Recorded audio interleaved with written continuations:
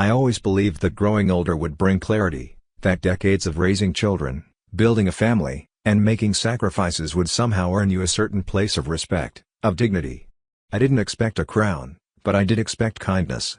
Gratitude, even. Instead, I found myself questioning everything I thought I knew about love and family. Vacations were once the highlight of our year. We didn't have much growing up, so when I became a father, I made it my mission to create those moments of joy for my children. I'd save for months to take them to the lake, the beach, or the mountains, anywhere that gave them fresh air and memories worth holding on to. I carried the luggage, booked the cabins, grilled the food, and made sure everyone had sunscreen and bug spray. I was the planner, the protector, the provider. Now, decades later, I was just Dad.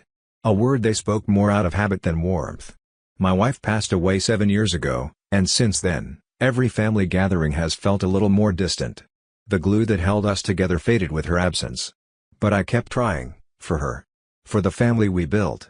This year, my eldest son offered to organize the family vacation. He said he wanted to take that burden off my shoulders.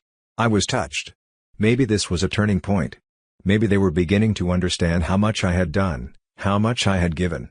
Maybe I could finally relax and just be a part of the family, not the one who made it all happen. But I was wrong. So wrong. And it all started with the basement. We pulled up to the house just after sunset. It was a large rental near the coast, 3 stories, with wraparound porches and a view of the ocean peeking through the pine trees. My son, his wife, and their 2 kids had arrived earlier that day, along with my daughter and her fiancé. They waved as I stepped out of my car, my joints stiff from the drive but heart warmed by the familiar sight of my family gathered. The inside smelled of new wood and salt air. Laughter echoed from the kitchen, and someone had already opened a bottle of wine. For a moment, I let myself believe that this would be one of those perfect weeks, shared meals, quiet walks, family photos in the golden light. Then came the moment of room assignments. My son, Peter, called for everyone to gather in the living room. "We've got the rooms figured out," he said, holding his phone up with a list on the screen. "Master bedroom goes to us since we've got the little ones. Upstairs guest room for Sarah and Mike. And, Dad, we set you up in the basement." He said it like it was a perfectly natural decision. Like it made complete sense. I paused. I thought maybe I'd misheard him. "The basement?" I asked. Not out of anger. Just confusion. "Yeah," he replied casually. "It's quiet down there. You'll have plenty of privacy. There's a pull-out couch and a little bathroom. It'll be fine." There was an awkward silence.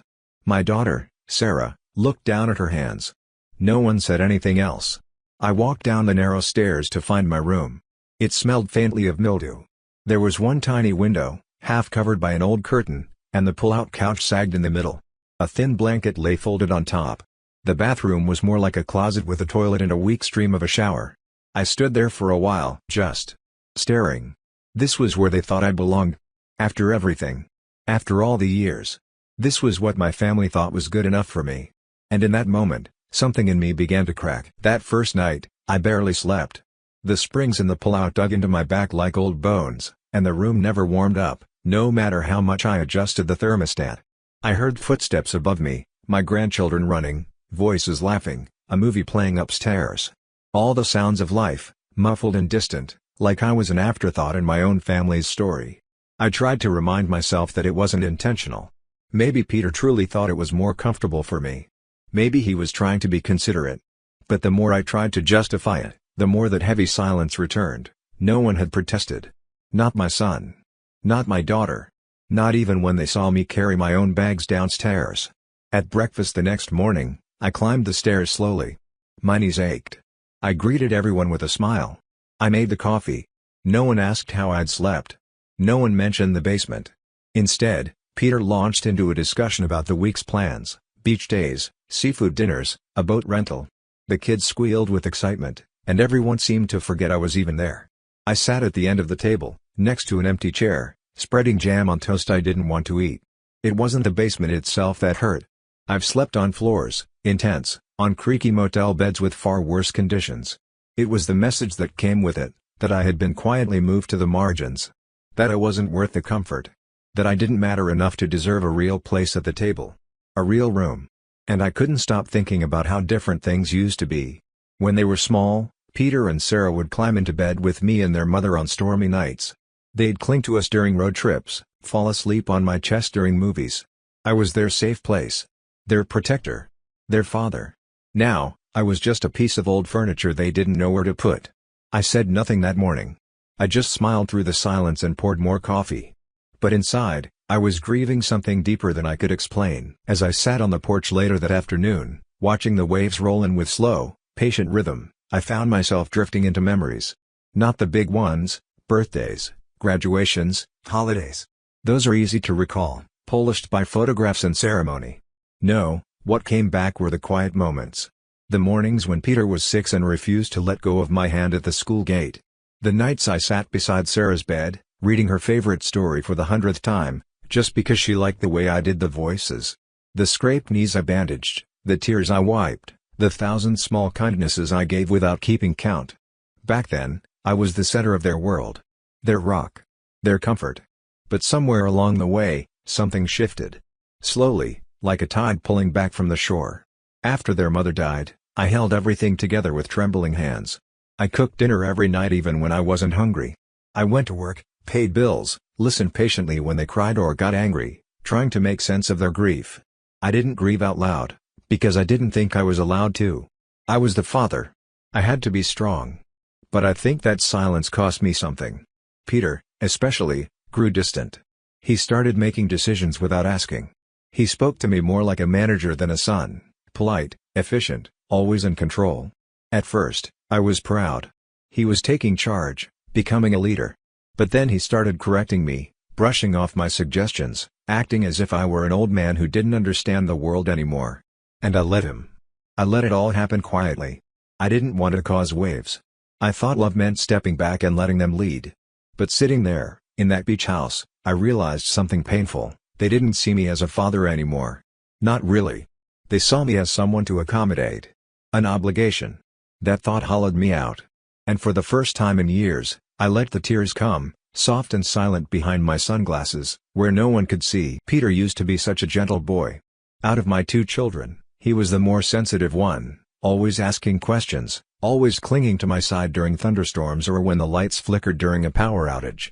He'd help his mother in the kitchen, bring me tools when I was fixing something, and tell me he wanted to be just like me when he grew up.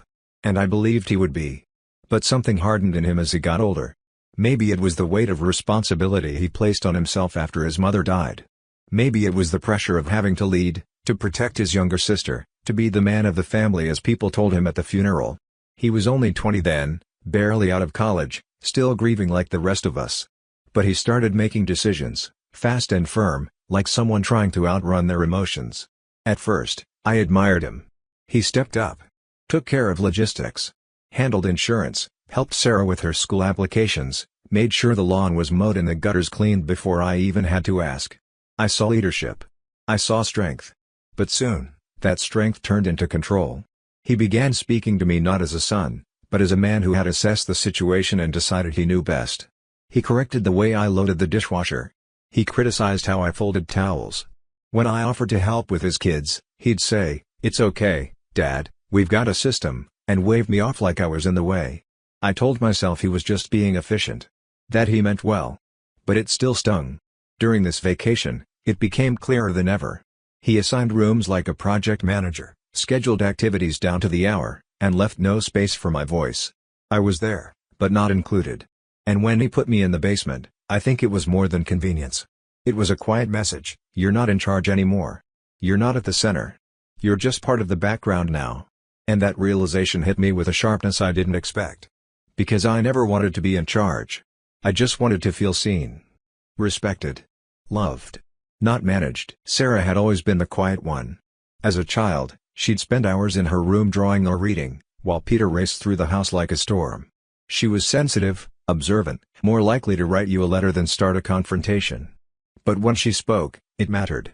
Her words, even now, were carefully chosen. On the 3rd night of the vacation, she came down to the basement. I was sitting on the edge of the fold-out couch, tying my shoes for a walk I didn't really want to take. When I looked up, she was at the bottom of the stairs, holding 2 mugs of tea. "I figured it was cold down here," she said softly, handing me one. I smiled, grateful. "Thank you." She sat beside me without saying much at first. We just sipped in silence, The kind of silence that doesn't feel empty, just respectful. After a while, she finally spoke. "I didn't agree with Peter," she said. "About the basement." I looked at her, surprised. Her eyes were wet. "He said it was just logistics, but I don't know. It didn't feel right. You shouldn't be down here, Dad." Her voice cracked on that last word, Dad, and something in me swelled with both pain and gratitude. "I'm okay," I lied. She turned toward me, more forcefully now. "No, you're not. I see you pretending. Always pretending. You don't have to do that with me." That broke something open. I nodded slowly, not trusting my voice. My hand trembled a little as I held the mug. And then she reached over and placed her hand on mine, like she used to when she was a little girl and sensed something was wrong. "I haven't said this enough," she whispered. "But I remember everything you did for us. Everything. I remember the nights you stayed up with me when I had nightmares. I remember the lunches you packed, the stories you told. I remember how you held us together after Mom died. You didn't deserve this." I couldn't hold back the tears. I didn't even try. In that moment, in the cold, dim basement, I felt more loved than I had in years. Not because she gave me anything material. Not because she fixed anything. But because she saw me. Really saw me. That night was different. After Sarah left, I sat alone for a long time in that basement, holding the empty tea mug, staring at the low ceiling, listening to the muffled laughter upstairs. But something inside me had shifted. For days I'd been swallowing the pain, brushing it off as if it didn't matter. Pretending the basement was just a room, that I didn't care about status, comfort, or even acknowledgement. But deep down, I did care. I wasn't ashamed of that anymore. I had spent most of my life sacrificing, willingly, lovingly. I missed nights out, skipped vacations, worked overtime, gave up promotions, and even sold my motorcycle to afford braces and school trips. I did it because that's what a father does. Because love, to me, meant giving. But I never expected to feel discarded in the end. That night, I allowed myself to feel it all. The grief. The disappointment. The rage I hadn't let myself name. I cried in the dark, with only the hum of the small refrigerator and the ticking of a dusty clock on the wall to keep me company. Not loud sobs, but a quiet, steady weeping that came from someplace deep, older than the vacation, older than the basement. It was the kind of sorrow that builds up over years of being overlooked. I thought about my wife. What she would have said if she saw this. She was always the bridge between me and the kids, the soft voice that reminded them who I was, what I had done. Without her, I'd been fading in their minds. I missed her more than words could hold. I looked around the basement and realized how symbolic it had become. I had been put underground. Out of sight. Out of mind. And for the first time, I no longer wanted to stay quiet. The next morning, I woke before the sun. The house was still. No sound from the upstairs bedrooms, no chatter, no coffee brewing yet. Just the slow breath of a sleeping home. I sat on the edge of the pull-out couch, the thin blanket tangled at my feet, and stared at my phone for a long time. I opened the banking app. My name was still on the family account, the fund we had created years ago after my wife passed. It was meant for emergencies, family needs, special moments. A shared safety net. But over time, it had become something else. Peter had slowly taken control of it, treating it like his own personal project. He made most of the decisions now, what got spent, where it went, how much was appropriate for others to use. I had let it happen. Again, I thought I was doing the right thing, stepping back, trusting the next generation. But now I saw the cost. This wasn't just about money. It was about who held the weight in our family. Who was seen. Who was heard. Who was valued. I thought about Sarah. Her eyes brimming with tears in the basement. The way she had remembered every small thing I thought had been forgotten. Her gentle voice saying, "You didn't deserve this." She had seen me. And in that moment, I made a decision. I didn't shout. I didn't write a dramatic note. I didn't confront anyone in the kitchen. I simply moved the majority of the family fund into a private account, and then, with a few taps, transferred a substantial portion directly to Sarah. No warning. No explanation. Just action. Because love, real love, isn't just about giving, it's about giving to the people who remember your worth. Who look you in the eye and still see the person who held their hand through every storm. I felt no guilt. Only peace. When I came upstairs, the smell of bacon and brewed coffee hung in the air. Sunlight filtered through the kitchen windows, casting a soft golden glow across the counters. The house felt alive, but I felt apart from it, like a guest passing through a museum of someone else's joy. Peter was already at the stove, flipping pancakes with his usual efficiency. His wife was setting the table, their children squabbling over who got the blue cup. Sarah sat at the far end of the table, quiet, her hands wrapped around a coffee mug. "Morning, Dad," Peter said over his shoulder, without looking. I nodded. "Morning." I sat down slowly. Sarah glanced at me, her eyes catching mine. I gave her a small, almost imperceptible nod, nothing theatrical, just the silent acknowledgement of a shared secret. She blinked, then looked down, pressing her lips together. She knew. Peter went on with his monologue, talking about the boat schedule, who was packing the cooler, what time the rental office opened. No one asked me if I wanted to come. No one even asked how I'd slept. Again. But it didn't sting like before. Because this time, I was no longer waiting for a seat at the table to feel like I mattered. I had already acted. I had already chosen to give something real, something meaningful, to the one person who still saw me. The silence wasn't empty anymore. It was powerful. I watched them eat. I sipped my coffee. I smiled at my grandchildren as they bickered over syrup. I let Peter feel like he was running the show. I let him carry on. But beneath the quiet, the shift had already happened. Something invisible had been taken back. And something sacred had been passed on. Later that day, while the others loaded up for the boat trip, Sarah stayed behind. She claimed she had a headache, but we both knew it wasn't about that. We sat on the back deck together, the wind soft through the dunes, the sound of waves just beyond the trees. She hadn't brought it up, not directly. But I could tell, she knew something had changed. Finally, she turned to me. "Dad?" I saw the account. I looked at her, steady. "I know it's a lot," I said. "But it's not just money. It's a message." She blinked quickly, trying to hold in the emotion. "You didn't have to do that." "I did," I said softly. "Because you're the only one who's still looking me in the eye." She set her mug down and reached for my hand. Her grip was firm. "I don't know what to say." "Then don't say anything," I replied. "Just use it to build something good. For yourself. For your future. For someone who still believes in family the way it's supposed to be." It wasn't revenge. I didn't do it to punish Peter. I did it because justice, real justice in a family, isn't always loud. Sometimes it's silent. Sometimes it's a quiet redirection of energy, of legacy, of love.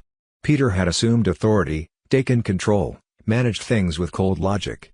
But in doing so, he forgot that the heart of a family isn't built on efficiency, it's built on compassion, memory, gratitude. And Sarah had carried those things without ever asking for reward. Now, she had something tangible. Not just my love, but my trust. My belief in her. That afternoon, as she hugged me before heading out to meet the others, she whispered, "Thank you for remembering who you are." I smiled. "I never forgot," I said. "I was just waiting for someone else to remember with me." The storm came the next morning. I was sitting on the porch, sipping my usual cup of coffee, when Peter came barreling outside. His face was flushed, eyes narrowed, phone in hand. "Dad," he snapped, "what the hell did you do?" I didn't flinch. I looked at him calmly. "I transferred part of the family fund. To Sarah." His voice rose immediately. "Without telling me? Without discussing it?" "You didn't ask when you put me in the basement," I replied. He blinked, thrown off by the quiet weight of my words. But then the anger returned, sharper now. "This isn't how we handle things. That account was supposed to be for emergencies, for the good of everyone. And you've decided what everyone means for years now," I said, still seated, still calm. "You've managed the account, the vacations, the schedule, the seating chart, like we were a company, not a family." His mouth opened, then closed again. His knuckles whitened around the phone. "You think I don't appreciate you," he finally said. "But I do. We all do. This just wasn't necessary." "No," I said, standing now, leveling my gaze with his. "It wasn't necessary. It was overdue." He looked at me like I had become someone unfamiliar. And maybe I had. Or maybe I had simply returned to someone I used to be, before I started fading into silence. Sarah came out behind him, placing a gentle hand on his arm. Her voice was low, steady. "Peter. It's done. And it's right." He shook his head. "You don't understand what you're encouraging. You're rewarding sentiment over structure. Emotion over logic." "No," she said, eyes firm. "We're remembering who we are." There was a long silence. Even the breeze seemed to pause, holding its breath. Then, with a frustrated exhale, Peter turned and walked back inside, slamming the door behind him. I stood there for a while, looking out at the ocean, letting the weight of the confrontation settle. It had taken a lifetime to reach that moment. But I finally felt light. Peter avoided me for the rest of the day. Meals were quiet. Tension clung to the air like humidity, thick and uncomfortable. He busied himself with the kids, kept conversations short, and never met my eyes. I let him have his space. Sometimes anger needs time to collapse into reflection. That evening, after the children had gone to bed and the others were watching a movie, I found him alone on the porch, staring out at the stars. I stepped outside and stood beside him without saying a word. Minutes passed. Finally, he spoke. "I didn't mean to hurt you." "I know," I said. "But you did." He looked down at his hands. "I just thought you'd want to rest. Take a step back. Let us handle things." "I've been stepping back for years, Peter," I said. "Not because I was tired. Because I thought that's what you needed. What the family needed." He nodded slowly, then asked, "Then why now? Why give it all to Sarah?" "Because she saw me," I said simply. "She remembered I still mattered. Not just as a symbol. As a person." He flinched a little at that. "Then, you think I don't appreciate you?" I looked at him. Really looked. "I think you forgot how to show it. I think you got so focused on leading the family that you stopped listening to it. I stopped being your father in your eyes. I became a guest you had to manage." He winced. "I never meant." "I know," I interrupted. "But intention doesn't erase impact." Peter's shoulders sagged. He was no longer the commanding, organized man running the show. In that moment, he was a boy again, my boy. A little lost. A little ashamed. "I don't know how to fix this," he whispered. "I don't need you to fix it," I said. "I need you to remember who I am. And who you are. We're not a company, Peter. We're a family. You don't need to control everything. You just need to care." He looked at me then, truly looked. And nodded. A small moment. Not forgiveness. Not yet. But understanding.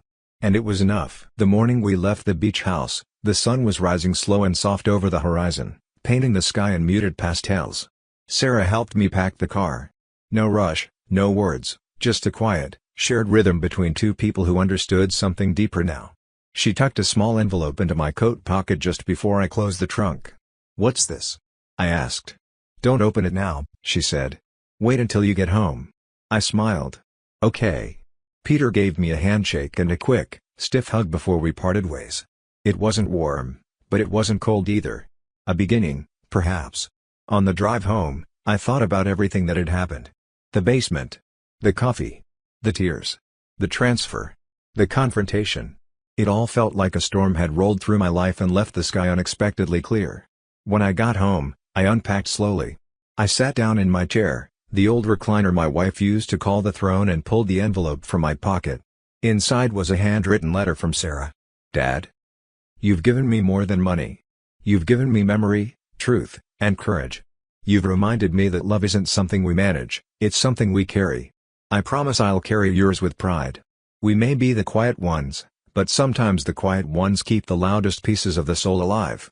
Thank you for seeing me, and letting me see you. Love always. Sarah." I read it twice. Then a third time.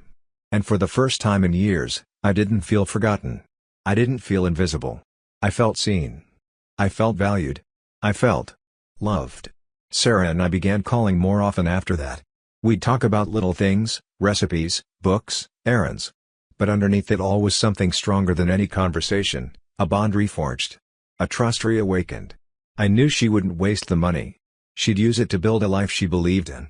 Maybe even pass that same legacy down to her children one day. But more than anything, I knew I had passed something far more valuable than dollars or accounts. I had passed the heart of our family to someone who knew how to protect it. Families are built on many things: memories, sacrifices, laughter, grief. But at their core, they are held together by one essential thread: respect. Not control. Not obligation. Not tradition for tradition's sake. But respect, the kind that listens before it leads, that remembers before it organizes, that honors before it expects. I didn't want power. I didn't want revenge. I only wanted what every parent hopes for after a lifetime of giving. To be remembered. To be valued. To be loved not for what I once did, but for who I still am. In the end, I didn't raise perfect children. None of us do. But I did raise one who still knew how to look back without turning away. And sometimes, that's enough to heal more than you thought possible. If this story spoke to you, if it reminded you of someone you love, or maybe someone you've lost touch with, take a moment to reflect. Call that person. Apologize, if you need to. Or simply say, "I see you." And if you found meaning here, I'd be grateful if you'd like this video, leave a comment below, and subscribe to the channel. These stories matter more when they're shared. You never know who might need to hear them. Thank you for spending this time with me. And wherever you are, remember this. You are not forgotten.